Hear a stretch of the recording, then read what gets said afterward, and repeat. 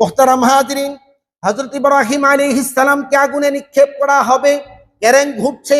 এই অবস্থায় বাতাস নিয়ন্ত্রণকারী ফেরেশতা এসে বলে, আল্লাহর পয়গম্বর, আপনি যদি বলেন তাহলে এমন বাতাস আমি প্রলয়ন করব যে বাতাসে নমরুদের আগুন মুহূর্তের মধ্যেই এই জায়গা থেকে পরিষ্কার হয়ে যাবে।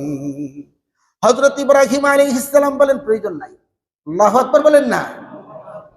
এরপরে আরেকজন হযরতে মিকাইল আলাইহিস সালাম এসে বলে, আল্লাহর পয়গম্বর, আপনি যদি বলেন আমার কাছে বৃষ্টি বর্ষণের জিম্মাদারি, এমন বৃষ্টি বর্ষণ করব মুহূর্তের ভিতরে নমরুদের আগুন একেবারে নিভে পানির মতো হয়ে যাবে। হযরত ইব্রাহিম আলাইহিস সালাম বললেন, প্রয়োজন নাই।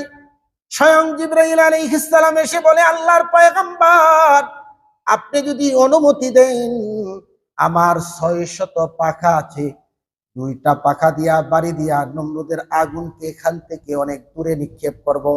হযরত ইব্রাহিম আলাইহিস সালাম বলেন, ও জিবরাইল, আমি এমন অন্ধ মাবুদের ইবাদত করি না যেতে তার বান্দা বিপদে পড়বে আর আমার আল্লাহ দেখবে না, এমন অন্ধ মাবুদের ইবাদত আমি করি না। আল্লাহু আকবার বলেন। আমি আগুনে নিক্ষিপ্ত হচ্ছি, নমরুদ আমাকে আগুনে নিক্ষেপ করছে, এই অবস্থাটা আমার রব দেখছেন। আল্লাহ তাআলা যদি দেখে আমি আগুনে পড়লে পরে তিনি রাজি হন আর খুশি হন, আমি তো আমার রবকে রাজি করতে চাই, খুশি করতে চাই, তাহলে আমার জন্য আর কোনো আপত্তি নাই। আমি আমার রবকে খুশি করতে চাই, আগুনে নিক্ষেপ করুক, আমার জন্য আমার রবই যথেষ্ট। এবার ফেরেশতারা ডাক দিয়ে বলে, আল্লাহ পাক, আপনার বান্দাকে অনেক সাহায্যের জন্য আবদার পেশ করেছি, কারো সাহায্য গ্রহণ করছে না, মেহেরবানি করে এই বিশাল আগুন থেকে আপনার পয়গম্বর হযরত ইব্রাহিমকে আপনি রক্ষা করেন।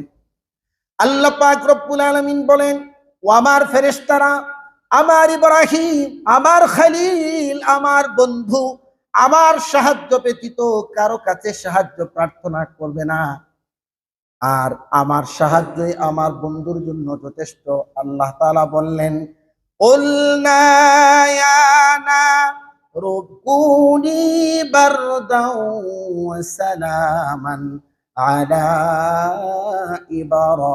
ইব্রাহিম। আল্লাহ তাআলা কোনো ফেরেশতাকে বললেন না, কাউকে বললেন না, সরাসরি আগুনের উপরে 144 জারি করলেন।